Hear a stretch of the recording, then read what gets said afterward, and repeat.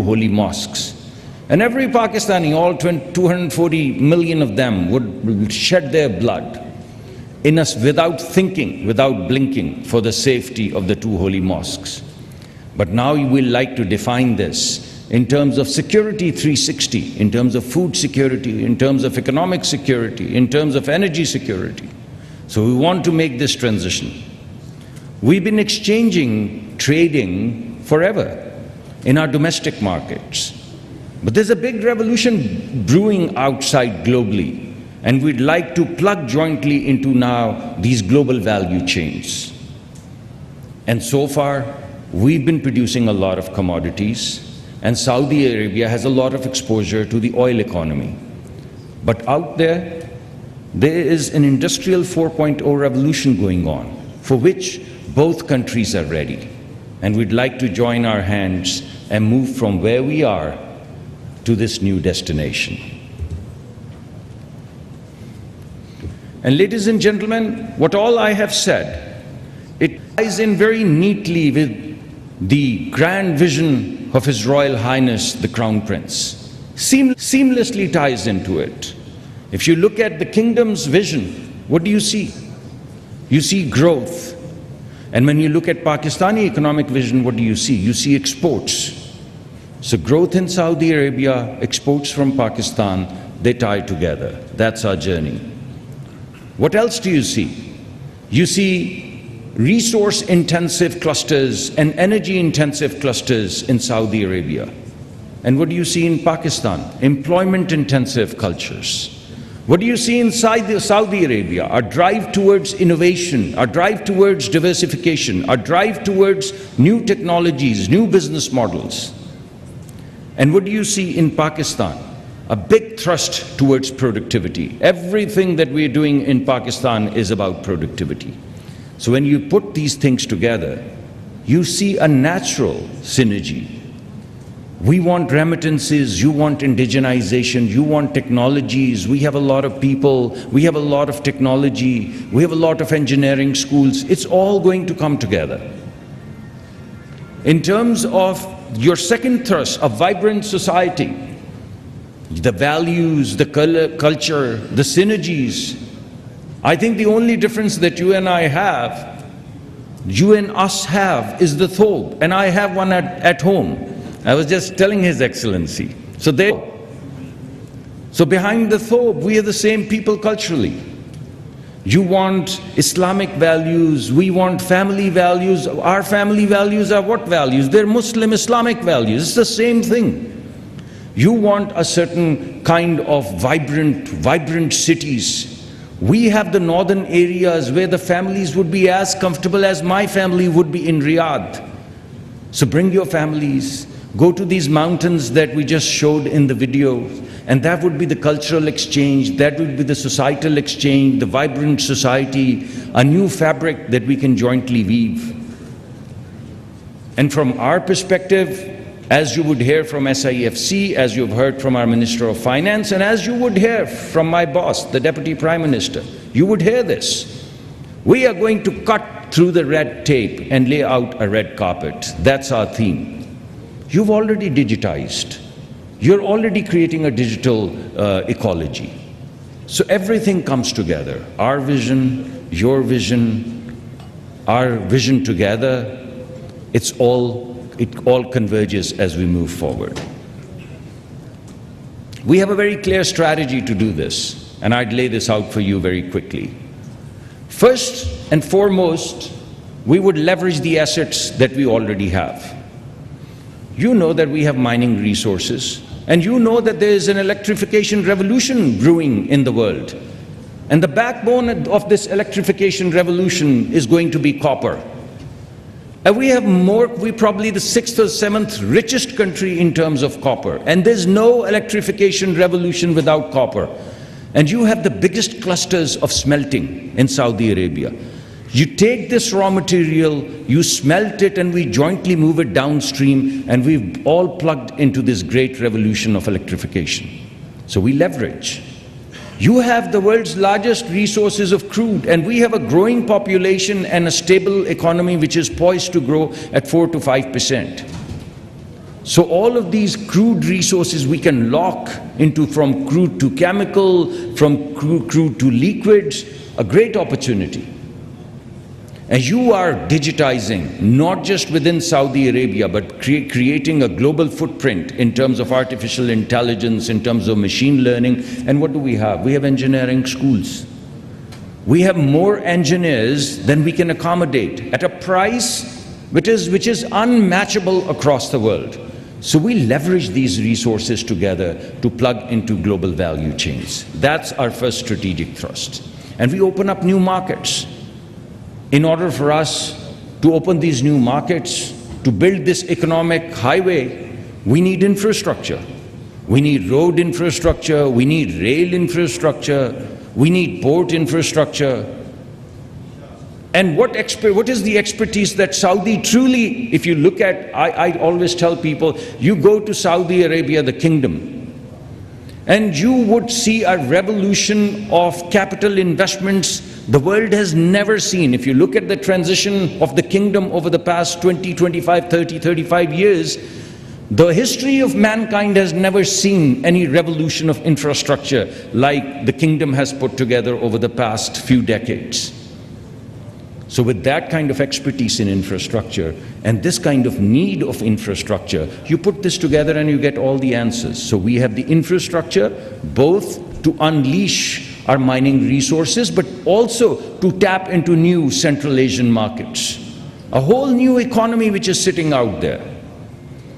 And finally, as I mentioned, we've already moved towards security, and you would see through the day, through the course of the day, you would see food security, you would see health security, you would see pharmaceutical investments, you would see joint programs, physician exchanges, educational exchanges. So you're going to see all of that, what I call 360 security. And we've already spoken about the culture. These are the 13 strategic sectors that Vision 2030 has highlighted. And right now, all of the programs that we are putting together, they would seamlessly plug into the sectors that you've already highlighted. We want to build synergy.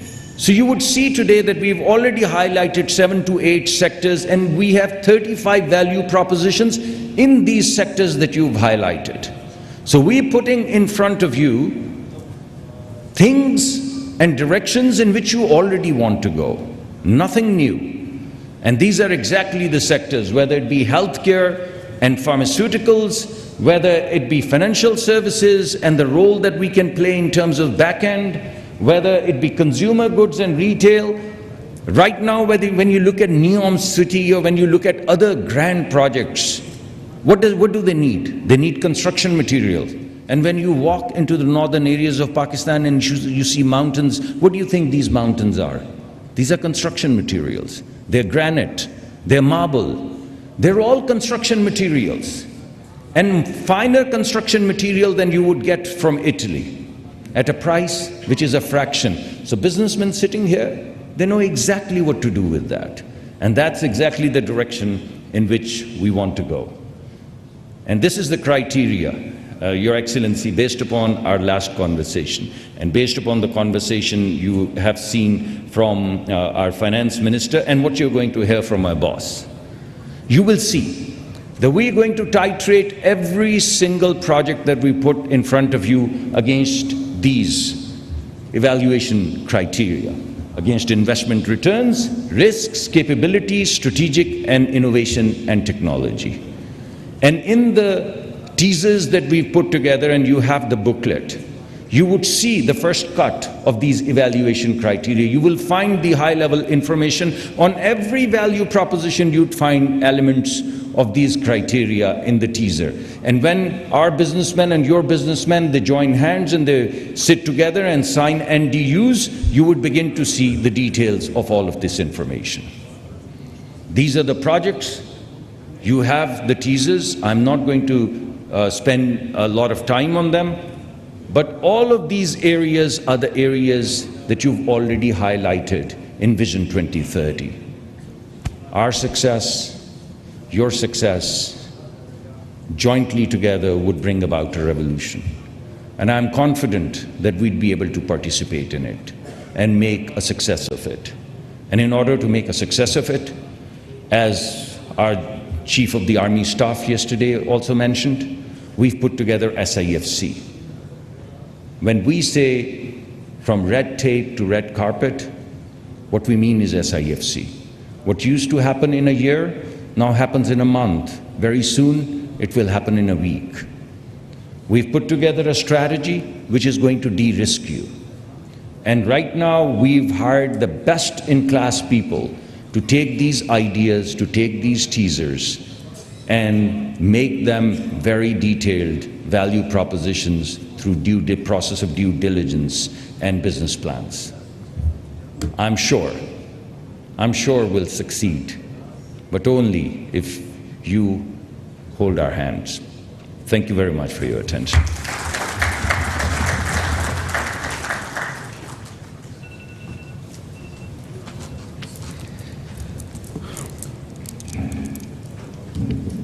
Thank you. Thank you very much, Excellency, and Excellency Musaddiq Masood Malik, for your enlightening views. And obviously, the motto is, the idea is to create synergies between both our countries, whereby our visions can be actualized by leveraging our assets, building infrastructure, ensuring food security, and sharing cultures. You also identified 13 strategic sectors for the Vision 2030, whereby we need to build synergies. Ladies and gentlemen, as we move on, I would now like to request Excellency Waleed Al-Murshid, the Head of International Finance Corporation in Saudi Arabia, to please come up and give a presentation on supporting cross-border investments. Ladies and gentlemen, please welcome Mr. Waleed Al-Murshid, the Head of International Finance Corporation in Saudi Arabia.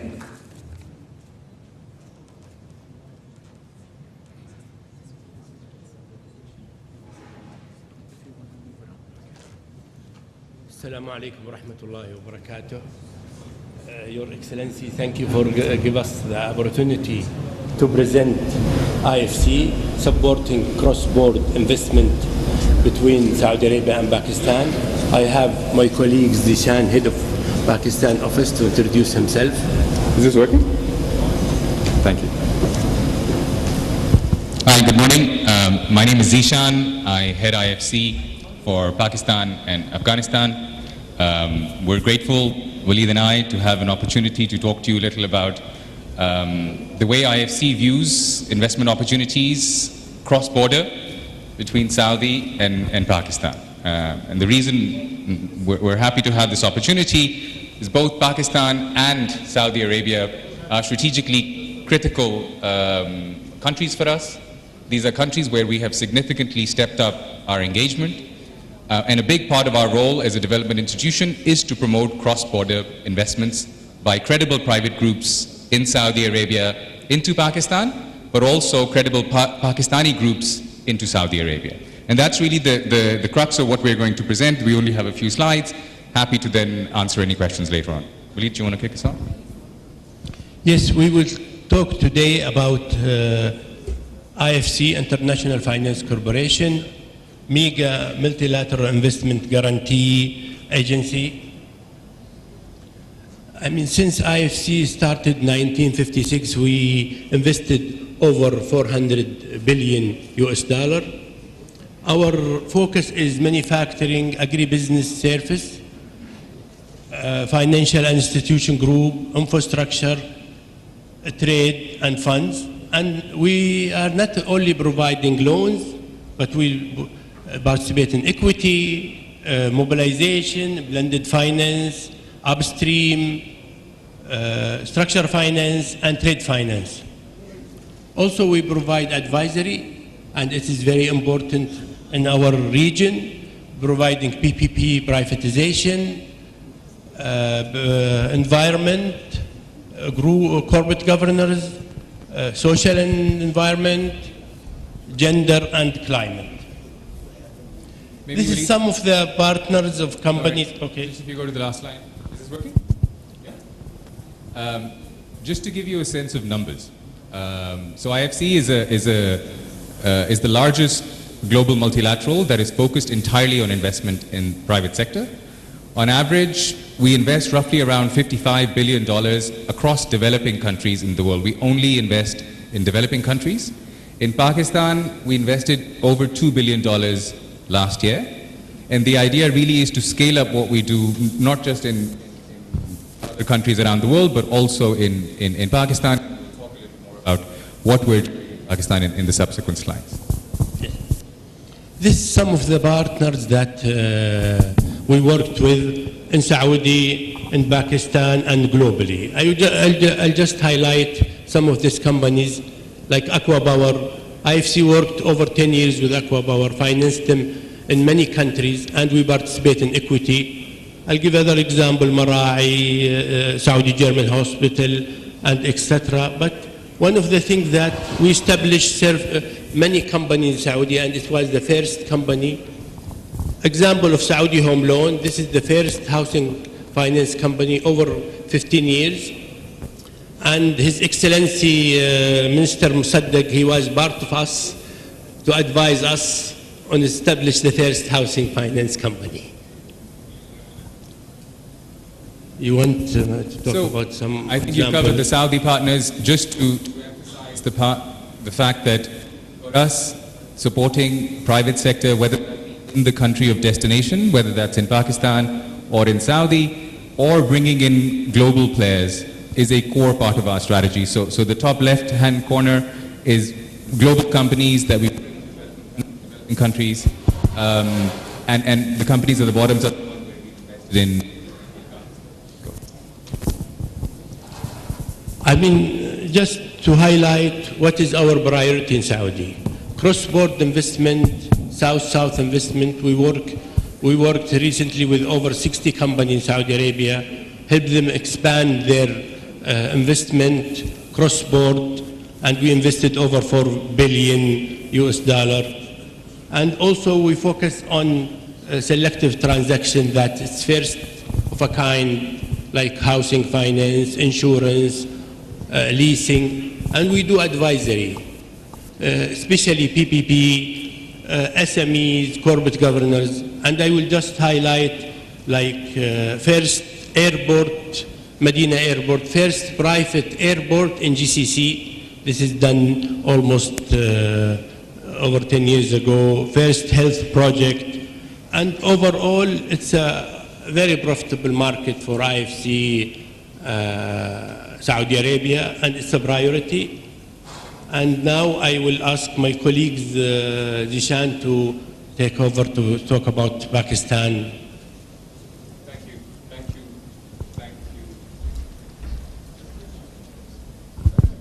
Thank you, Waleed. So just to give you a little bit of an overview on what we've been doing in Pakistan and how we view things going forward. So IFC has been active in Pakistan for over 50 years. We've invested in pretty much every sector of significance in Pakistan over the years. We've invested through all sort of cycles over the years, and we continue to grow our engagement in the country. Our experience in Pakistan overall has been positive, and there are two lessons we've learned from our engagement in Pakistan in particular, but also in developing countries. One, if you have a long-term view on the opportunities in Pakistan, the fundamentals of Pakistan, there is significant value to be generated from investments. As Waleed said, we have invested in equity and in debt across the country. We measure returns on our equity in dollar terms. We are profitable in Pakistan over the last 20-25 years in terms of return on equity. That is despite some of the devaluation and other issues. That gives you a sense of the value that can be generated here. The second lesson we've learned is the importance of good partnership. And if there is one message, I'd like to leave with colleagues from Saudi, is identifying the right partners who are in it for the right values and the right vision that you have. For us, that has probably been the single most important lesson of investing successfully in Pakistan. And that is an area we can help. We have significant presence here in the country with Walid and our growing office in Riyadh. Obviously, we have significant connectivity in Saudi. We consider it part of our role to help credible businesses on both sides connect. Just to give you a sense of some of the things we've been doing, we've been involved in several firsts in Pakistan on the infrastructure side, energy, LNG, transport side, financial sector, etc. We have grown our portfolio in Pakistan about 3.5 times in the last 2.5 years. And that is despite the relatively challenging 2.5 years that Pakistan has had. And the reason we have done that is because we believe in the long-term potential of Pakistan, and we learn from the experience we've had here over the years. Our annual commitments in Pakistan, which in 2022 were about $500 million, are now close to $2 billion, and we expect that number to go up going forward. If you go to the next slide, I'll only pick out a few things in terms of the sectors that we see as opportunities and are actively engaging in. Many of those have been highlighted by earlier ministers who spoke. We see the opportunity that exists in realizing Pakistan's export potential. It is a sector that is underrepresented by the private sector here. So for us, a key area of support is businesses that are in manufacturing that are looking to export. We are also very much focused on the climate and sustainability agenda. Anything on energy, transmission, distribution, transport, ports. We're also now very actively involved in the mining sector, particularly in copper, as was mentioned earlier. So for us, we see a number of opportunities across the infrastructure space as well as in the manufacturing space, where our focus is very much on enhancing competitiveness of Pakistani private businesses and realizing their export potential. And a lot of the time, again, in terms of our learning of being here in the market, is businesses here have capital, but are keen on access to foreign know-how. That is something that Saudi corporates who have exposure to other parts of the world can bring, so there is a lot of synergy that can be generated between the technical expertise and the capital that may come from Saudi groups with the Pakistani companies here that have ambitions to grow. So that's all on in terms of IFC. I wanted to just spend 2 minutes on MIGA. As you saw in the first slide, there are two parts of the World Bank Group that are relevant to private sector engagement. One is IFC, that provides financing, provides advice to private groups. The second is MIGA. MIGA is essentially an entity that provides risk insurance for foreign investors coming into developing markets. And there are a number of typical risks they cover. The three main categories are political risk insurance, credit enhancement, and then trade finance. Within political risk insurance, there is insurance for transfer restriction and convertibility, expropriation, war, civil disturbance. In credit enhancement, probably the most powerful tool that MIGA has is called non-honoring of sovereign obligations.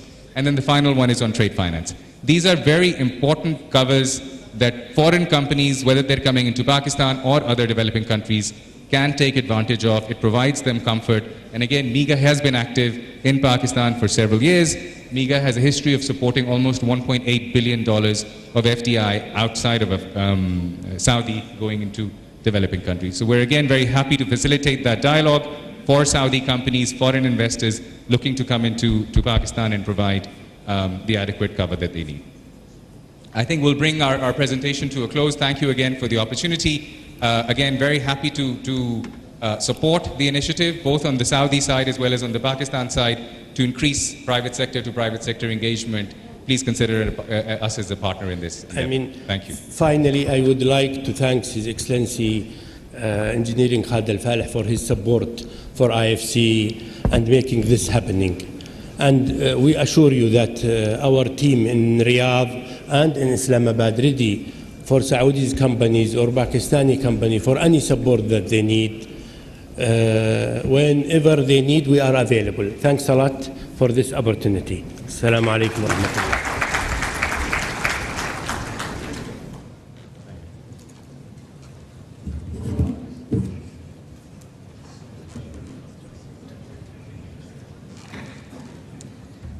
Thank you very much, Excellency Walid Al-Murshid, the head of International Finance Corporation in Saudi Arabia, assisted by Mr. Zishan.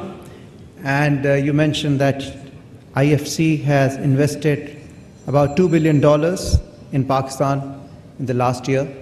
And I'm sure there are many more to follow, given the kind of right potential which is there for investment in Pakistan going forward. Ladies and gentlemen, now we have another presentation. And for that, I would like to call upon Excellency Thamir Al-Shetri from Exim Bank of Saudi Arabia. Please welcome Excellency Thamir Al-Shetri from Exim Bank of Saudi Arabia. I would now like to request him to kindly come up and share his presentation in today's forum.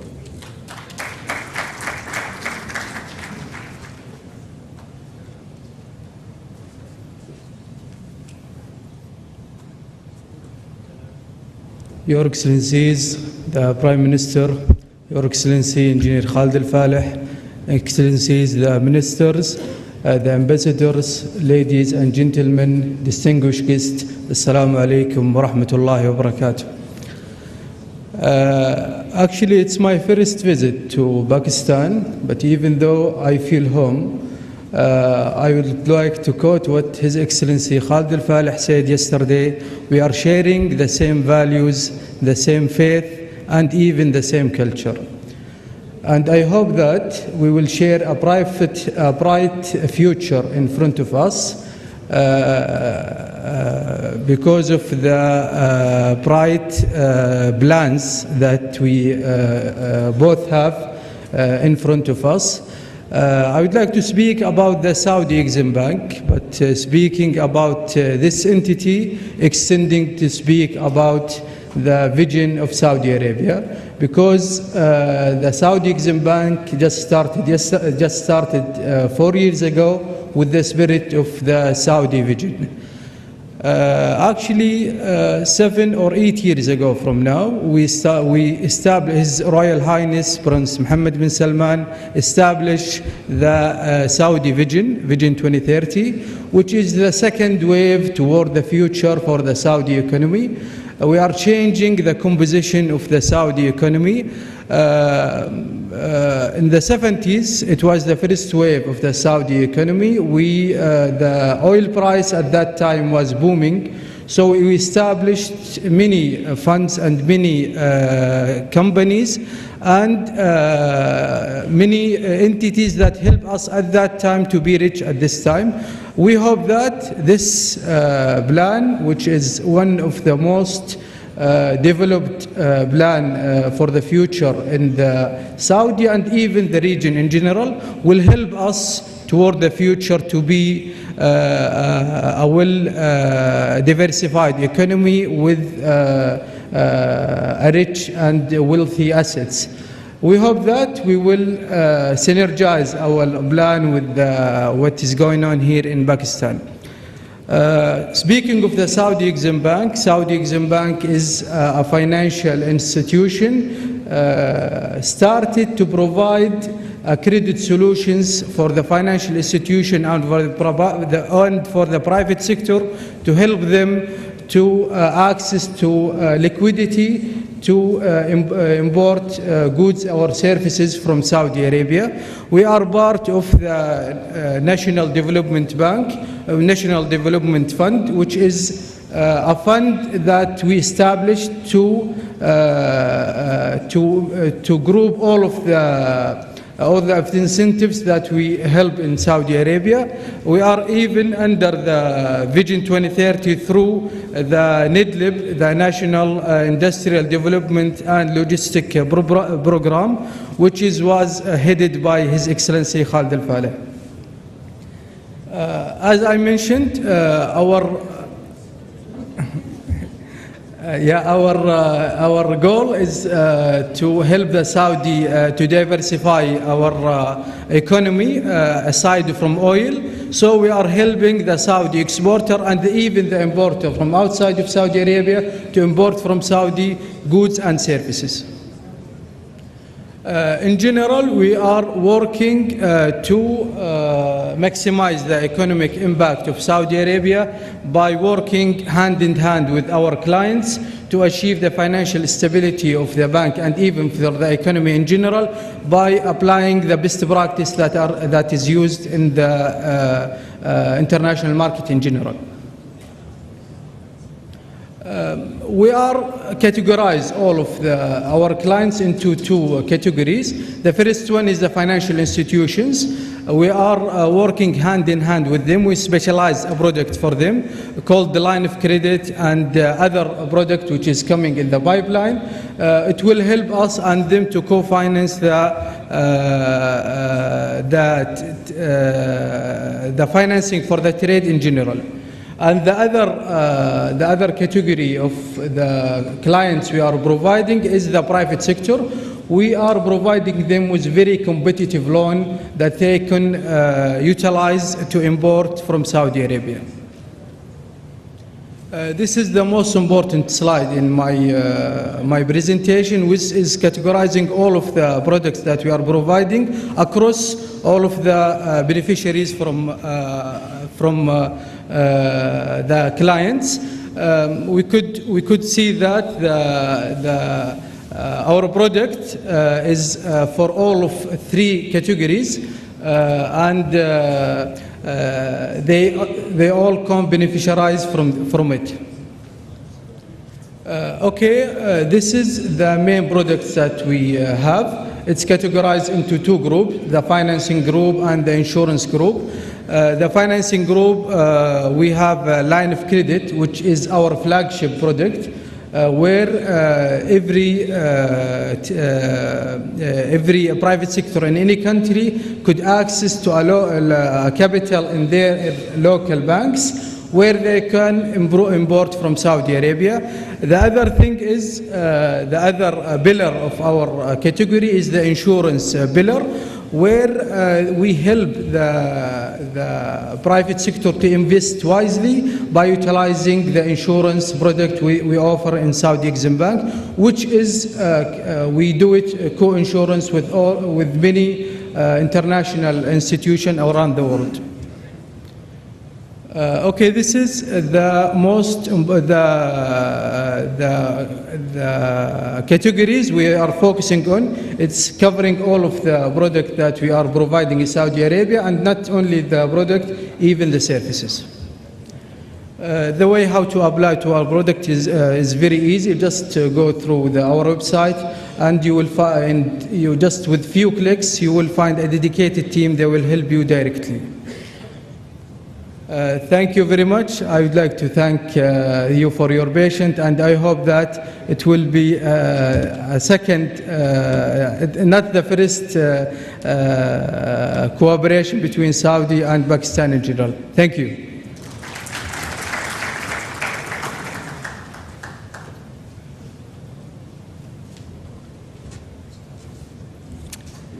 Thank you very much, Excellency Tamir Al-Shetri, representing Exim Bank of Saudi Arabia.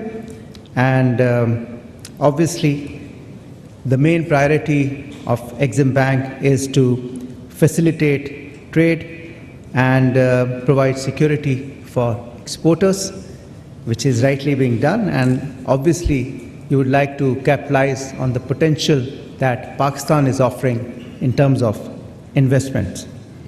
Ladies and gentlemen, now I would like to call upon His Excellency Mr. Abdul Aleem Khan, the Federal Minister for Investment, to come and address this august gathering. Please welcome His Excellency Mr. Abdul Aleem Khan, the Federal Minister for Investment.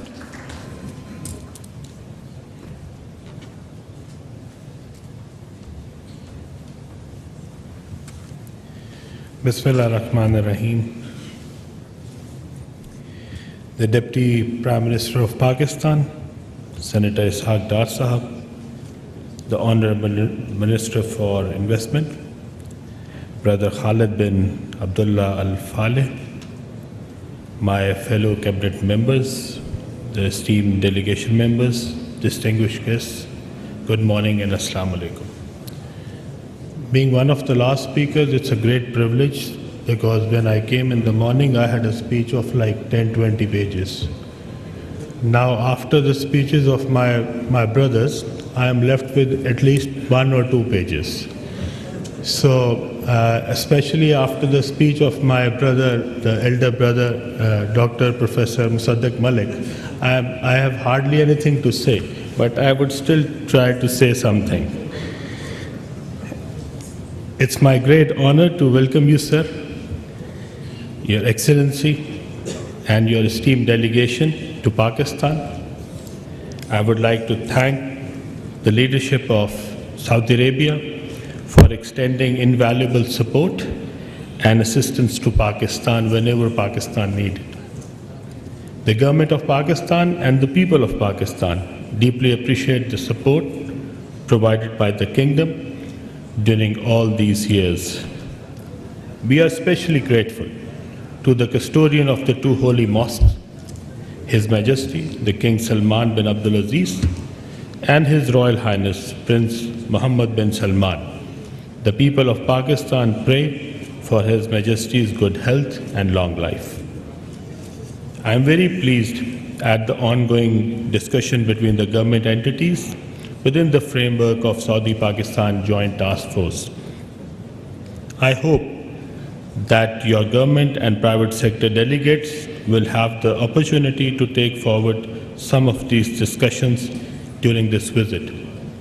I am also confident that with the institutional and policy reforms that we have introduced, more Saudi investors will be encouraged to invest in Pakistan. I would like to congratulate the team of both sides for B2B MOUs and agreements which will be signed during this visit. The ongoing discussions, exchanges of visits, Saudi Arabia's commitment towards strengthening economic engagements within Pakistan, I'll highly appreciate it. I hope this forum provides a unique opportunity to build deeper commercial ties between Pakistan and Saudi Arabia. We invite Saudi businesses to explore the wide range opportunities of investment Pakistan has to offer. The government of Pakistan through SIFC, Board of Investment, Ministry of Privatization, is fully committed to support and facilitate foreign investors in every sector. Together we can create a future where economic cooperation between our nations drive mutual growth and prosperity. In the end, I am grateful to everyone who took time out, came here and participated in today's forum. Thank you so very much.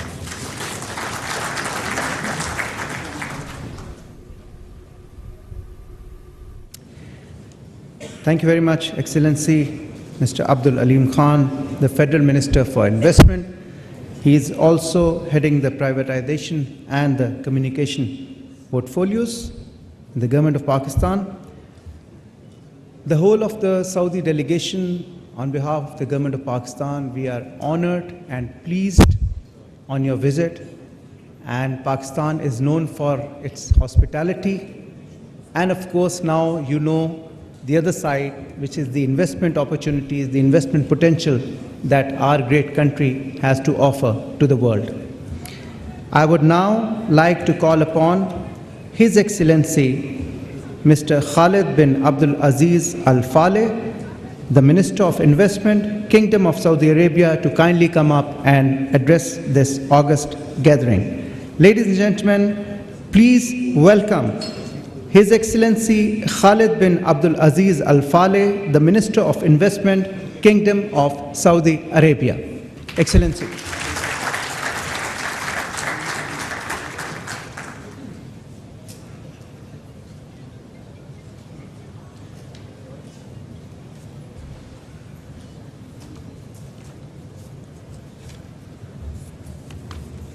بسم الله الرحمن الرحيم الحمد لله والصلاة والسلام على رسول الله.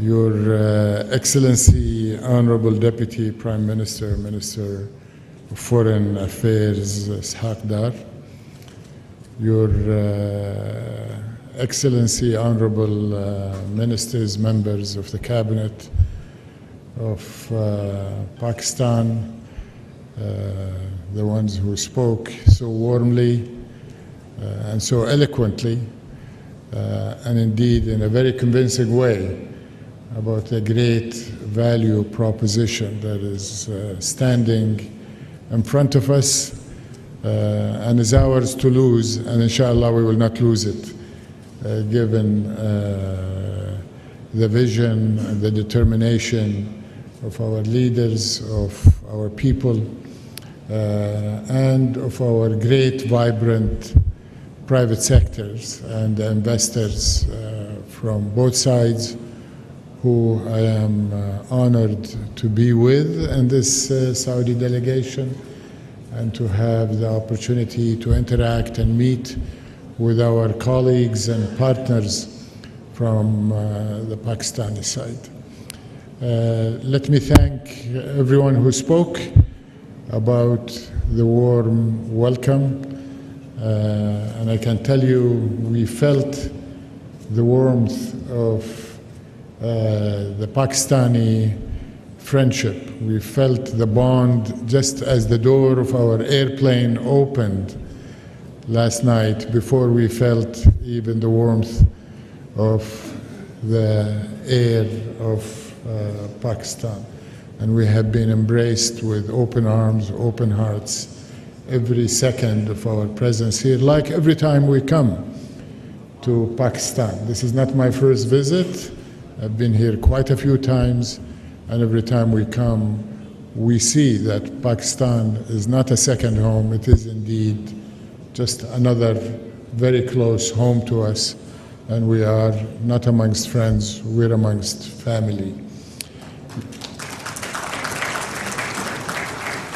Let me start by conveying, not just to the honorable members of the Pakistani cabinet who are with us today and the parliamentarians, but to the entire Pakistani population, the warmest greetings from the leadership of Saudi Arabia.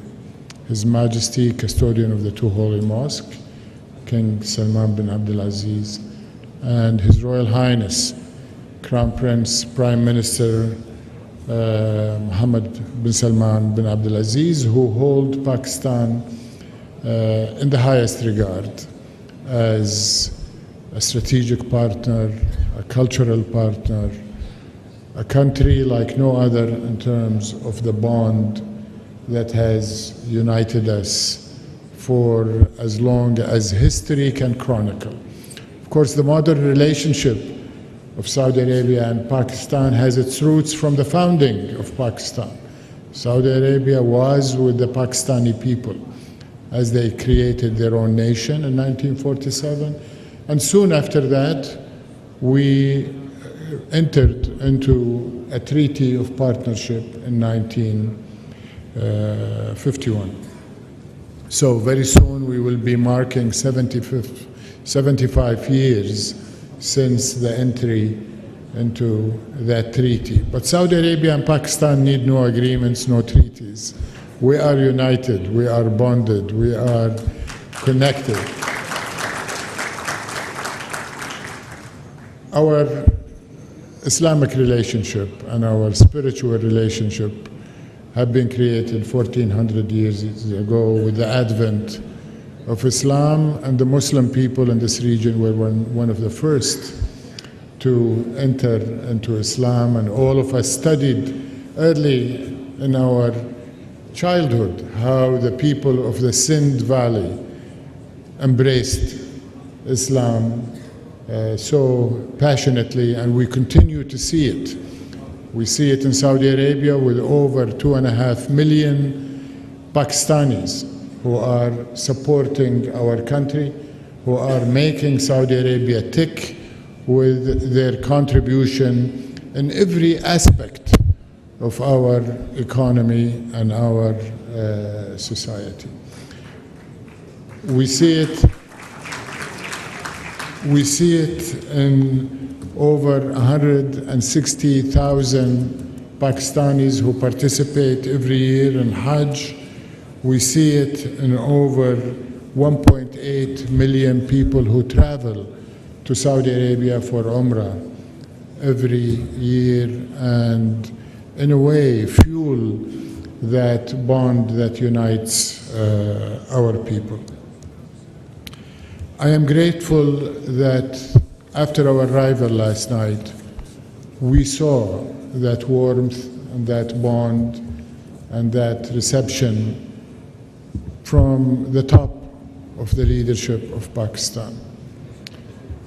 The Honorable President of Pakistan, Asif Ali Zardari, who is traveling today to a foreign destination, insisted on receiving us late in the evening last night and spent a good amount of time impressing on us his own personal belief and commitment to the relationship between Saudi Arabia and Pakistan, and that Pakistan is always there for Saudi, and that he sees the potential, the complementarity, the synergies, the great value proposition that each of our country makes available to each other if only we would realize it. And he called on all of us today to work towards that common objective.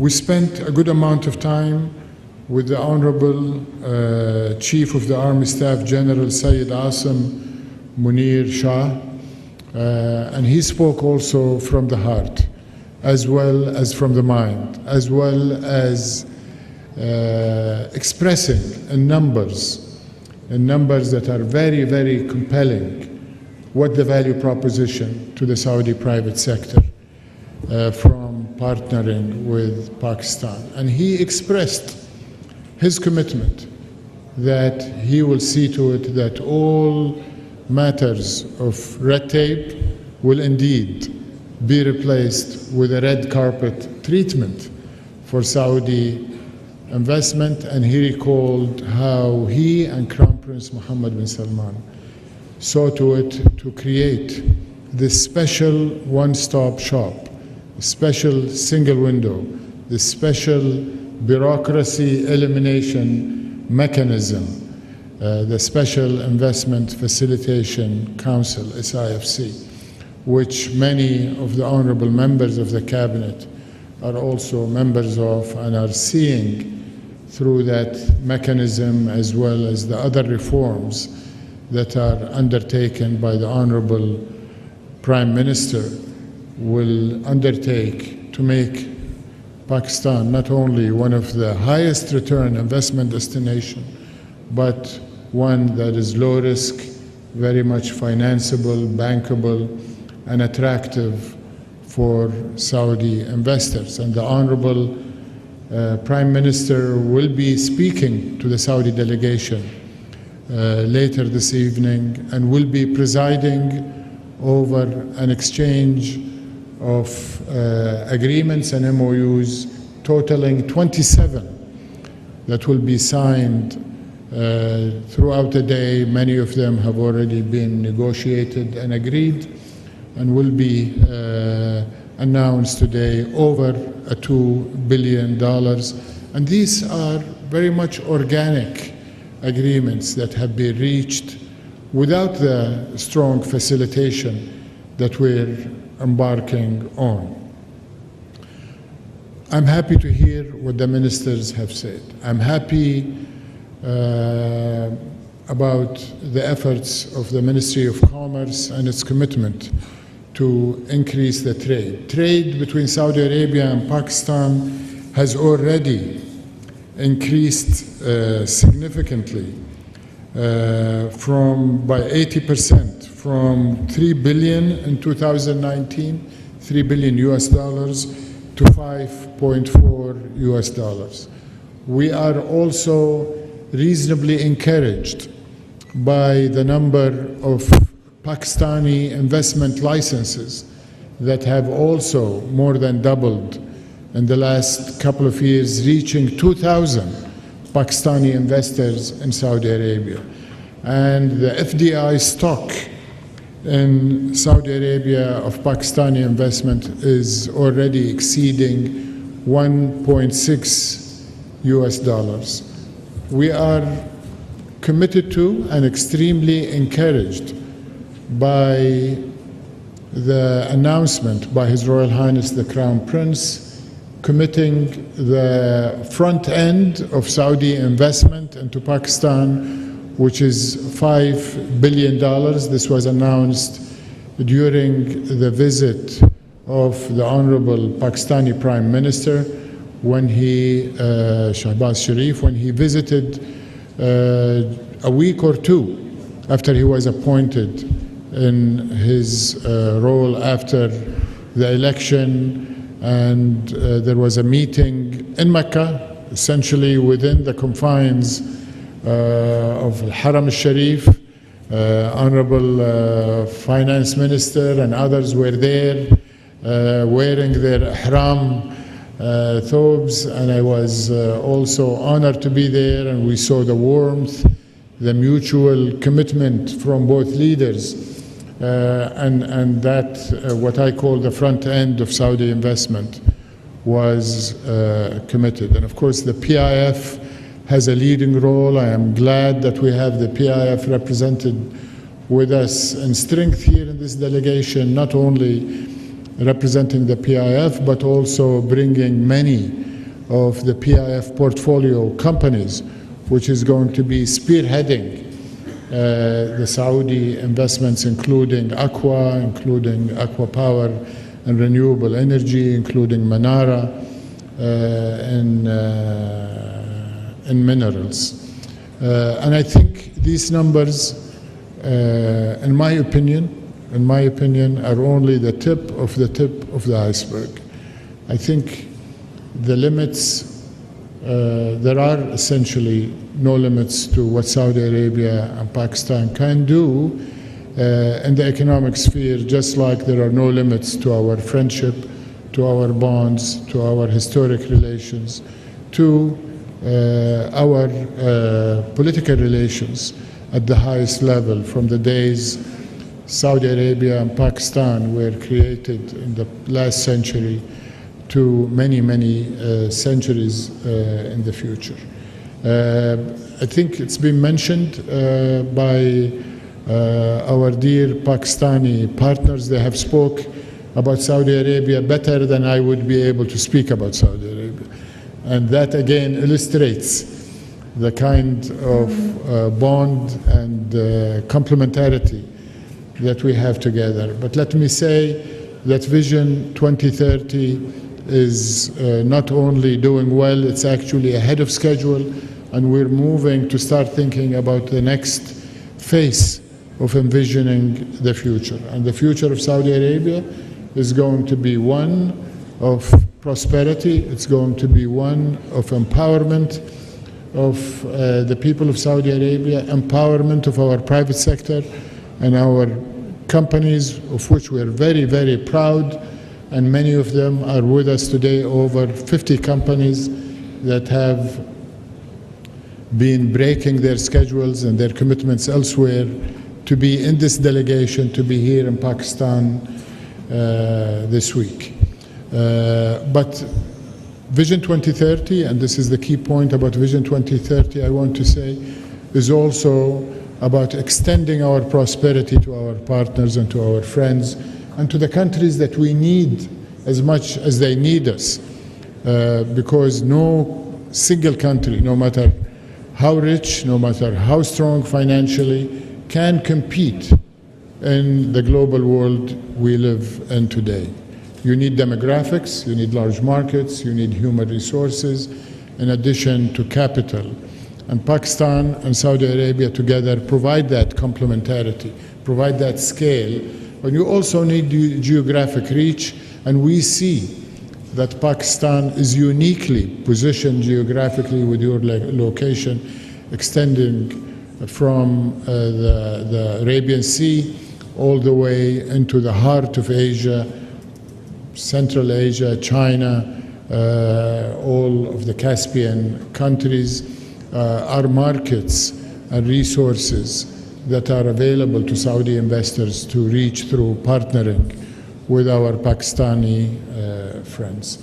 In terms of what we can do together, I think first and foremost, we want to support Pakistan continuing on its economic stabilization.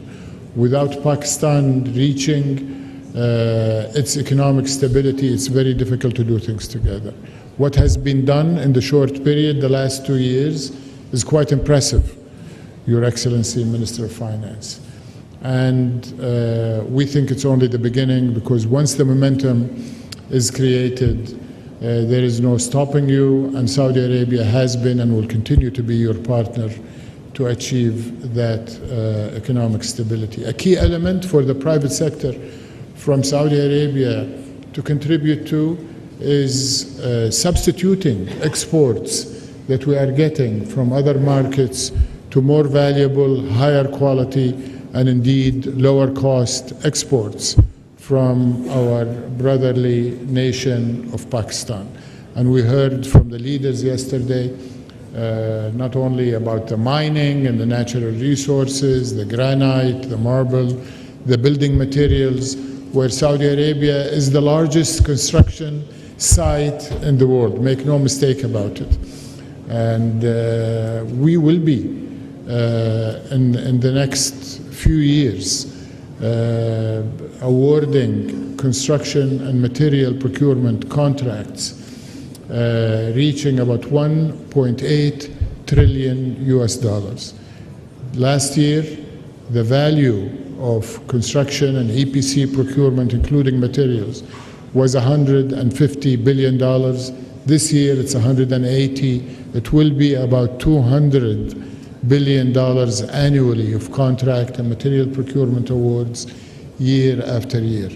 Unfortunately for us, but in a way fortunately for our partners here in Pakistan, a lot of the input into those contracts is going to be imported.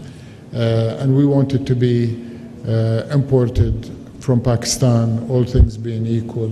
In fact, we will compromise a little bit to make it come from Pakistan. So a great opportunity. Beyond trade, I think investing jointly in Saudi Arabia, investing in Pakistan, investing in third countries that are adjacent to Pakistan is an area that, as I mentioned earlier, with no limits. We see energy as a natural. The kingdom has been and will continue to be the kingdom of energy, the global leader in conventional energy. We're investing, continuing to invest in oil and gas, and His Excellency Minister Musaddiq mentioned oil to chemicals is a big area for growth, and we want Pakistan as a big market for chemicals to also participate with us. But the big area of growth, the new area of growth in energy for us is renewable energy. Solar, wind, hydrogen, green ammonia, green methanol, not only for the consumption of your large population and what is starting to be a vibrant, high-growth economy here in the heart of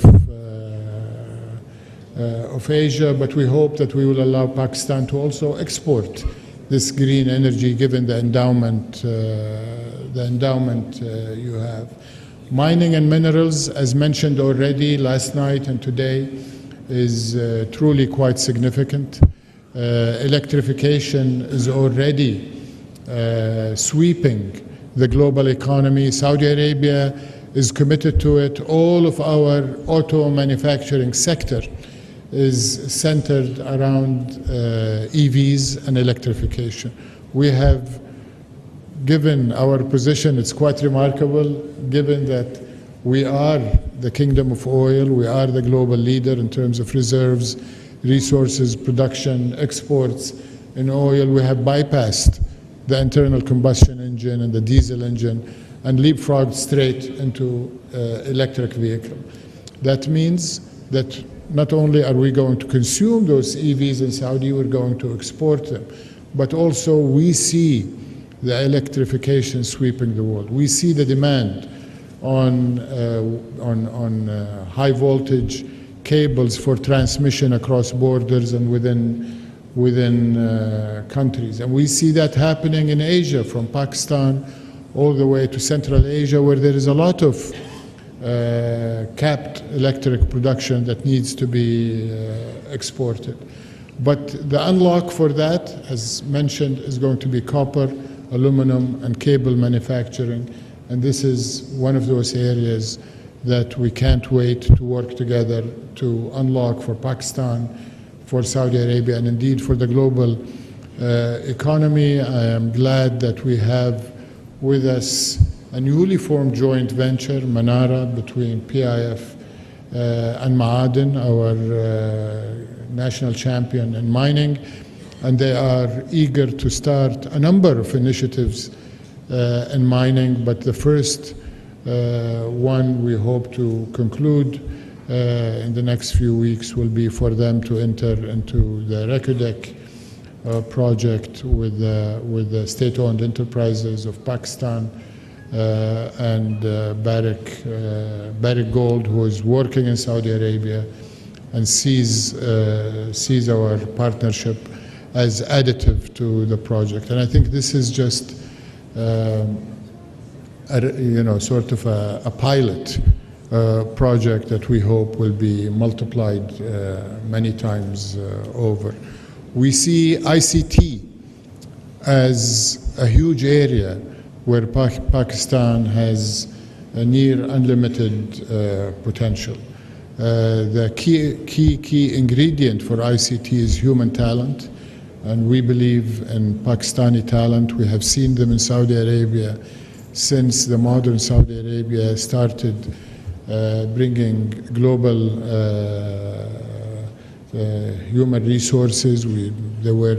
Pakistanis were one of the first to come to Saudi Arabia and create Aramco through their human resources. Pakistani expertise was there early for our banking sector, and as Musaddiq mentioned, even as consultants and subject matter experts. He mentored me and taught me. He was very humble when he called me his boss. He was actually telling me how to build an industrial cluster in Saudi Arabia, and we took his advice, and we're very proud that our industrial sector is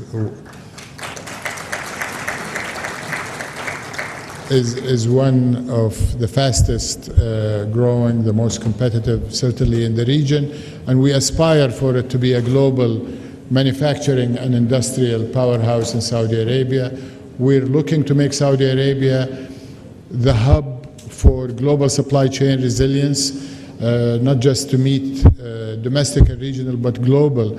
And we want to do that by leveraging what you have in Pakistan. And I talked about mining, I talked about energy. We certainly want to leverage your human resources and your ICT sector. We have coined our reshoring initiative in Saudi Arabia as green shoring, to bring that green energy, and I think we can extend that concept to Pakistan if we can employ the Saudi companies that are active in renewable energy generation to embed it in some of the mining resources that have been mentioned, given that Pakistan, I understand, could be the fourth richest country in copper. So ICT, from manufacturing of components to software development, cloud computing, AI, data processing hub. Of course, food security has been brought to the fore with the recent conflict in Europe. The Russia-Ukraine war, I think, reminded the rest of the world that food security is a global issue. And it's certainly an issue in Saudi Arabia, where for generations we've been enjoying imports of Pakistani grains, especially Peshawar rice from my childhood. I remember it was our favorite food stock. Of course, meats and poultry, aquaculture and fishing, and the list goes on.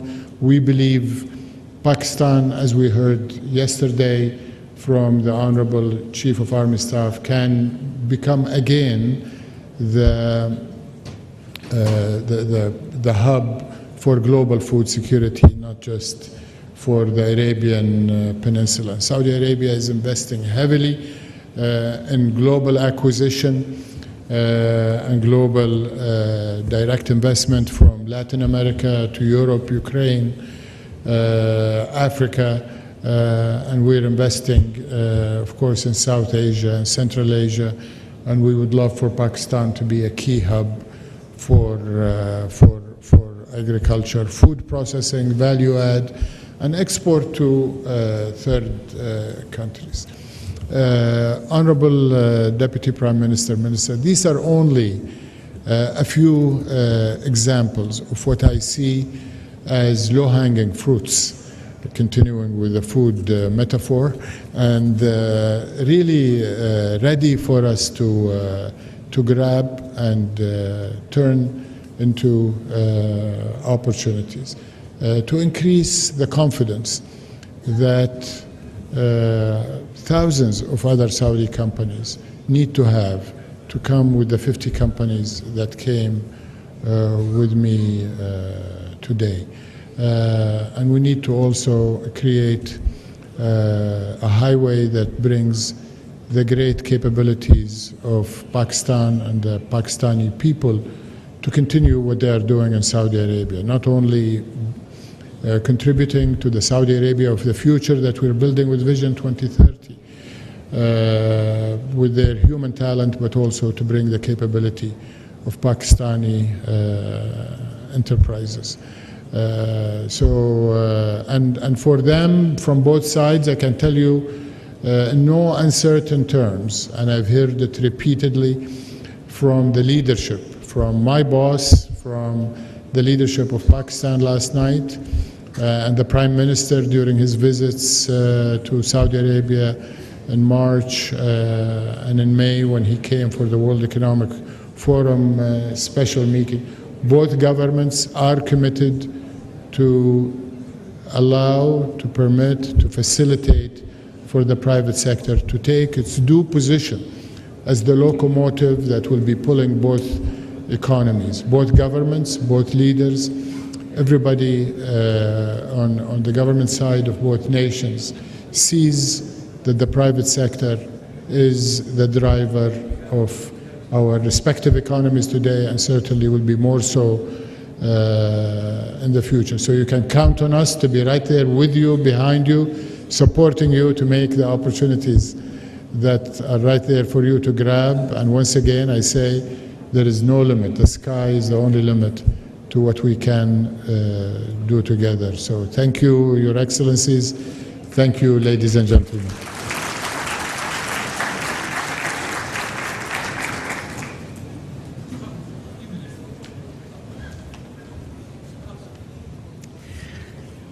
Thank you very much, Excellency Mr. Khalid bin Abdul Aziz Al Faleh, the Minister of Investment, Kingdom of Saudi Arabia, for your kind words.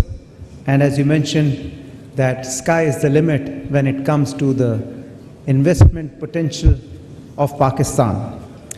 Excellency, you mentioned that Pakistan and Saudi Arabia are not dependent on any agreements or treaties to bond together. Indeed, we are united by the band of brotherhood, by the spiritual Islamic values that we share. Pakistan has one of the highest expat workforce working in the construction sector in Kingdom of Saudi Arabia, contributing to the growth of Saudi Arabia. And you mentioned specifically in detail all the investment opportunities that are available in Pakistan, and that shows that Pakistan is indeed a bankable investment destination for Saudi Arabia. Ladies and gentlemen, now I would like to call upon Senator Muhammad Ishaq Dar, the Deputy Prime Minister and Foreign Minister, Islamic Republic of Pakistan, to kindly come up and deliver the keynote address. Ladies and gentlemen, kindly welcome Senator Muhammad Ishaq Dar, the Deputy Prime Minister and Foreign Minister, Islamic Republic of Pakistan.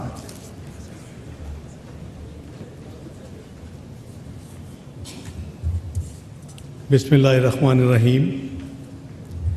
Nahmaduhu wa nusalli ala Rasulil Kareem.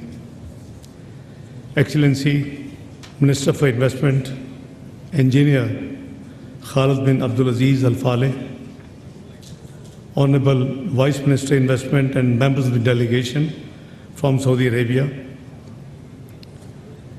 Honorable Cabinet colleagues, worthy National Coordinator SIFC, government officials, Pakistani business leaders, ladies and gentlemen, Assalamu alaikum and very good morning. It is indeed a great pleasure to listen to our great guest, Engineer Khalid Al Faleh, very candid response to my all colleagues. Combined together, he covered everything. And my compliments to you, Excellency, that perhaps you have also curtailed my speech as well. Thank you very much indeed. It is indeed a distinct honor and privilege to welcome you all, dear brothers, from Saudi Arabia in Islamabad, which is, I would call, your own home. I won't use the word second home. This is your own home. This occasion marks yet another chapter in the enduring friendship and strategic partnership between our two brotherly countries. Pakistan and the Kingdom of Saudi Arabia have a deep-rooted, time-tested relationship. This bond, enriched by shared history, faith, and values, holds a significant place in Pakistan's foreign policy. The people of Pakistan have always held the custodian of the two holy mosques and the Honorable Crown Prince, His Royal Highness, and the leadership of Saudi Arabia in the highest esteem. I would like to take this opportunity to express our profound gratitude to the Saudi leadership for their unwavering support on multiple occasions. The latest being, as explained by my colleague, Finance Minister of Pakistan, in the recent challenge we had as a country vis-à-vis multilateral institutions. We remain firmly committed to the sovereignty and territorial integrity of Kingdom of Saudi Arabia and stand ready, shoulder to shoulder, with our Saudi brothers and sisters through thick and thin. We are thankful for the welfare and the hospitality which is extended to the over 2.5 million Pakistani diaspora who call Saudi Arabia their own home and are also contributing to the economy and the development of Saudi Arabia, as well as making huge foreign exchange remittances to Pakistan, which certainly helps to reach the current account deficit and the fiscal deficit issues which Pakistan had faced in the past. We gather here at a pivotal moment in the history of our bilateral cooperation. As His Excellency mentioned, that in Ramadan Sharif, soon after the Prime Minister Shehbaz Sharif government took office, we visited for Umrah. And Excellency, when we came back from Medina Munawwara, because we landed in Medina Munawwara, there was an invitation that before iftar, we join His Royal Highness the Crown Prince. Now, there was a debate between our team, the Foreign Office, that whether we should wear in ihram. I said, nothing doing. This is the best dress you can have. So we will go in ihram. So as very rightly His Excellency mentioned, that we went in ihram to the Crown Prince Palace, and we had wonderful iftari as well as mutual dialogue, which ended up around Fajr with a joint communique for $5 billion. In addition to previous commitments, I'm clarifying, Excellency, you have a bigger role, because I was involved after Tahajjud in the guest palace, and we had communication by my very dear brother Prince Faisal and his team, and the ambassadors were shuttling between the Crown Prince Palace and the guest palace where we were staying. So, Excellency, I think we have a great opportunity, and your visit, Excellency, with a huge delegation alongside the officials and the business leaders of Saudi Arabia is a testament to our shared vision and underscores the enduring partnership between our two nations. Excellency, I would also like to highlight Pakistan's journey toward economic recovery.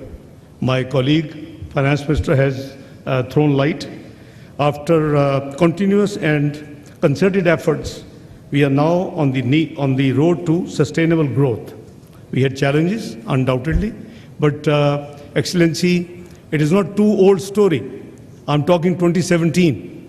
This country had reached the 24th economy of the world, and the best economic indicators we demonstrated.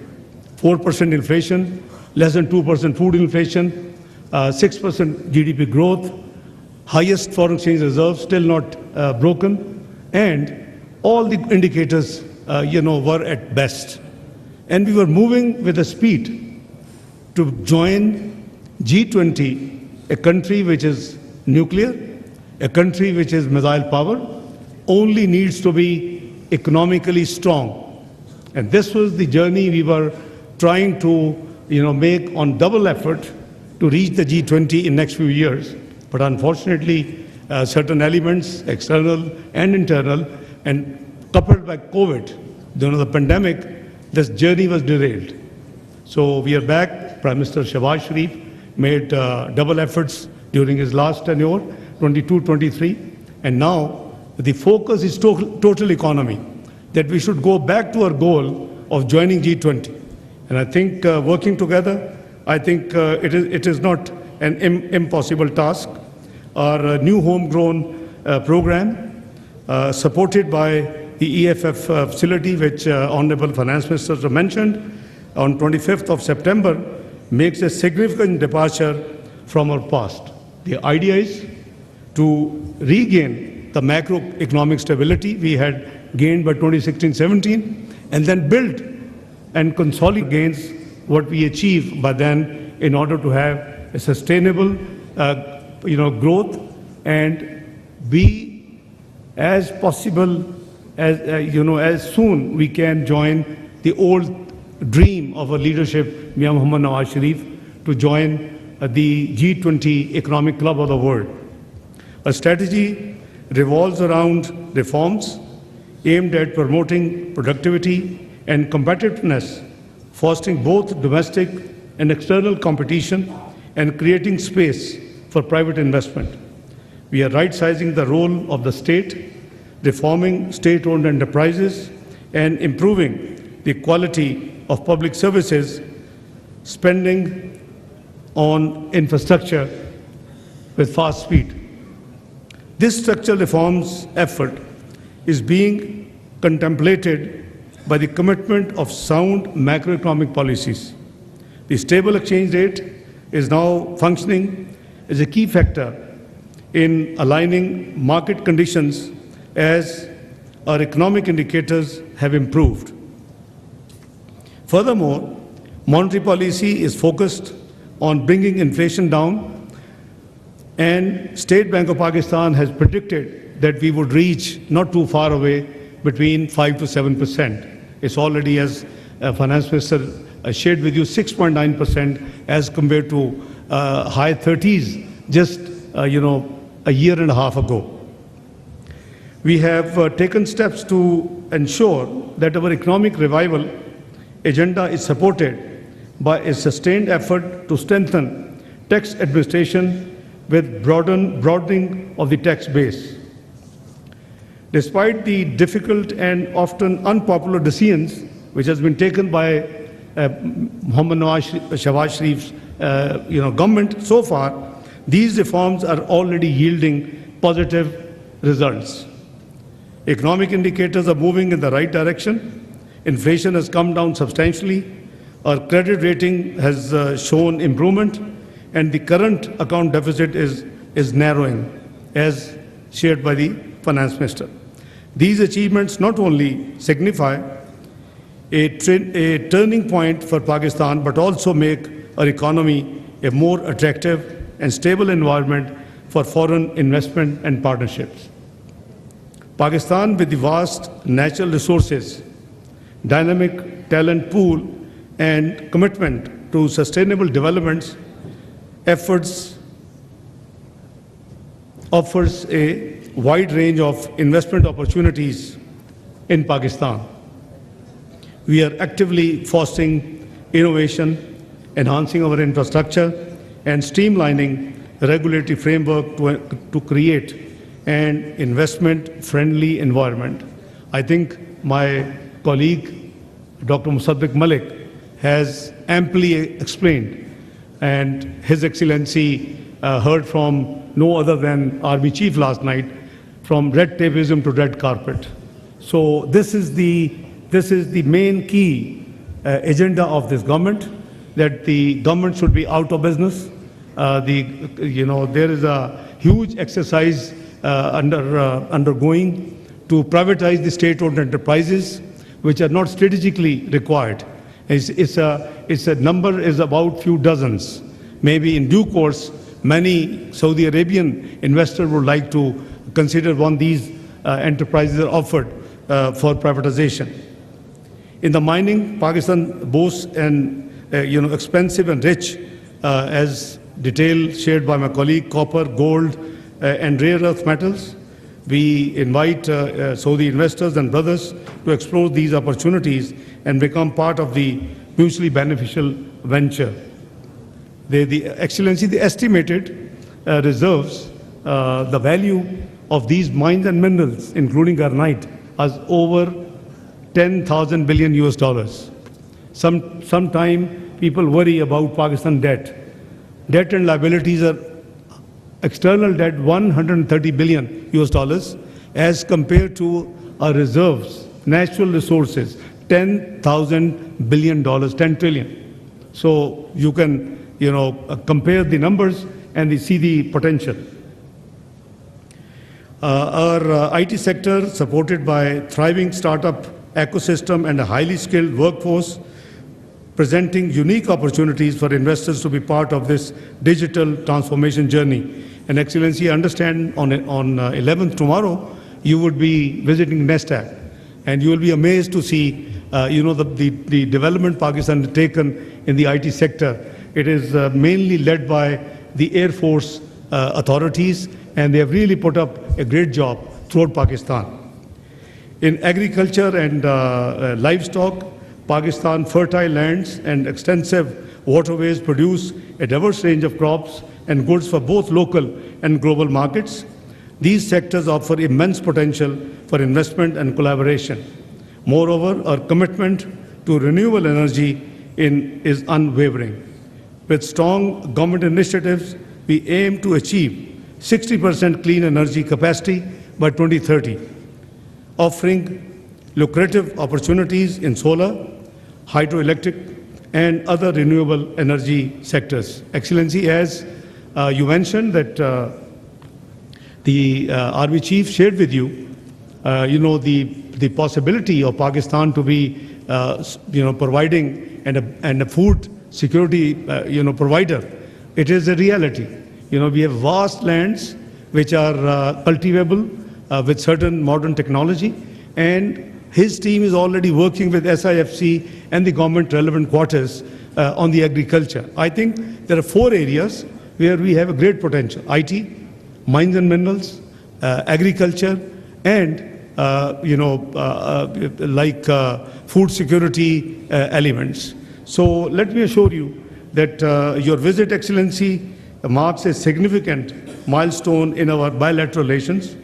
We look forward to the signing of multiple memorandums of understanding, and thank you for the valuable participation of yourself, your team, your Vice Minister, and Excellencies and the business delegations who are here.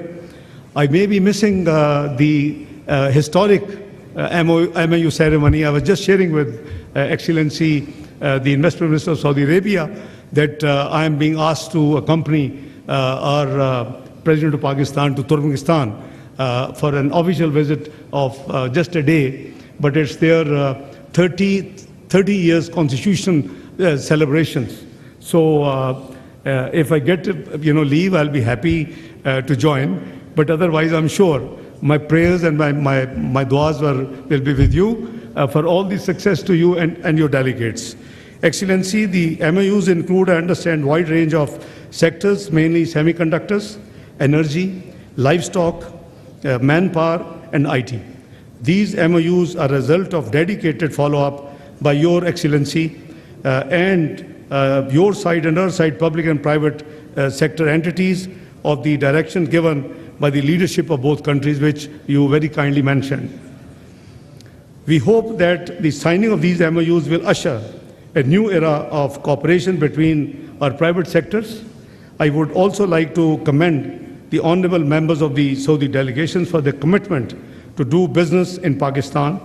These engagements will pave the way for fruitful discussions and agreements, and inshallah will further strengthen our strategic partnership, which is already very, very brotherly, close partnership in the areas of economic areas, trade, security, defense, and all cultural, all areas. We are working very closely. But I think with your, guidance, your help, and your leadership qualities, I'm sure we can reach to a new strategic highest level, ever high in the history of both countries.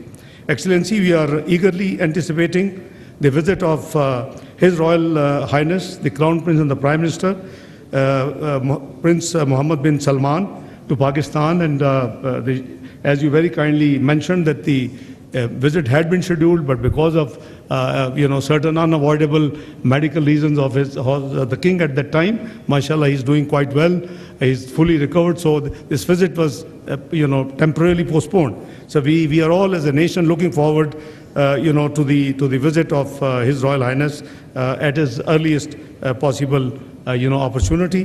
This visit will not only further strengthen and put a strong bond in our strategic partnership, but will also pave the way for more collective efforts in various sectors we are jointly looking, Excellency.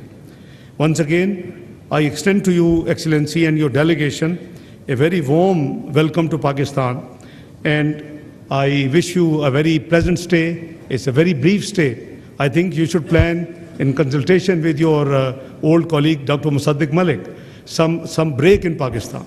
He showed you the mountains, he lured you and your delegation. There's a wonderful places in Pakistan which you will never, you will forget Switzerland. And it's such a organic beauty there, untempered, that you will love to then, repeating your visits to Pakistan, I can assure you. And let me tell you, Excellency, also, this country's economy has a great resilience.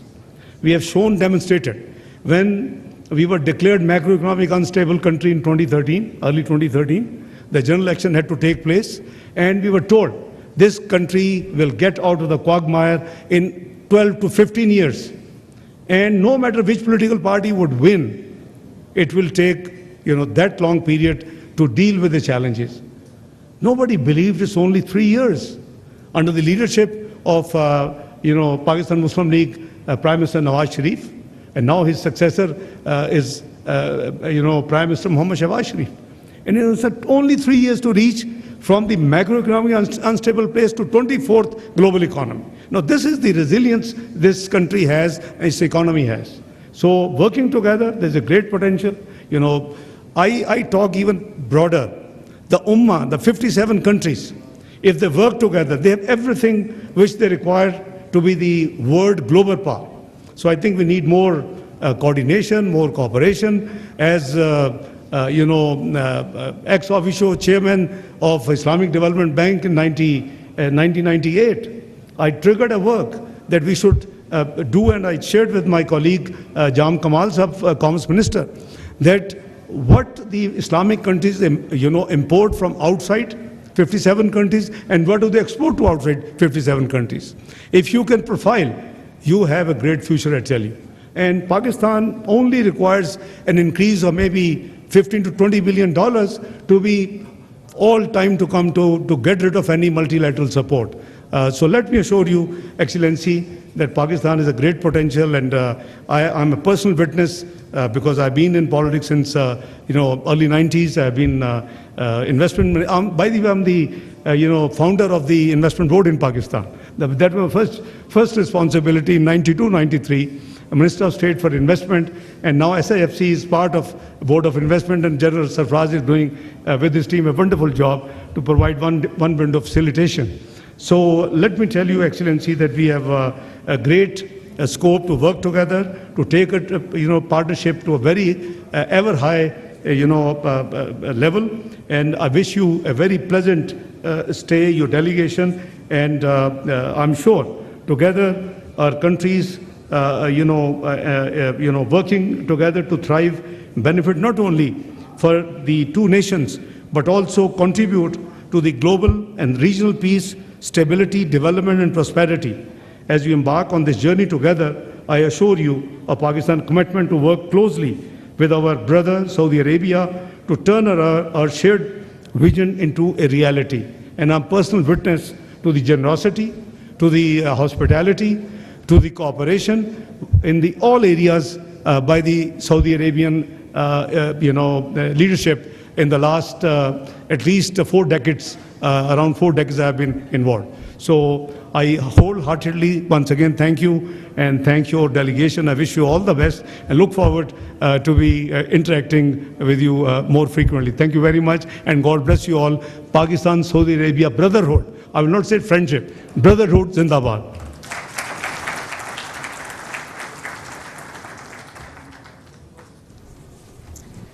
Thank you very much, Senator Muhammad Ishaq Dar, Deputy Prime Minister and Foreign Minister, Islamic Republic of Pakistan.